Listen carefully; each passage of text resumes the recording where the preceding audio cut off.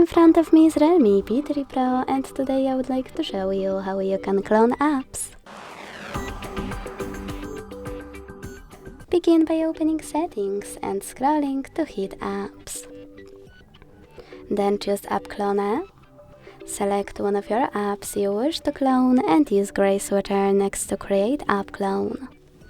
Then wait. Now you can adjust those two options, rename your app, and hit Save to save its new name, and also hit Default app to open to pick one of those options. When you finished, go back. As you can see, my app was successfully cloned. Thanks so much for watching. If you enjoyed this video, leave a like, comment and subscribe. Bye!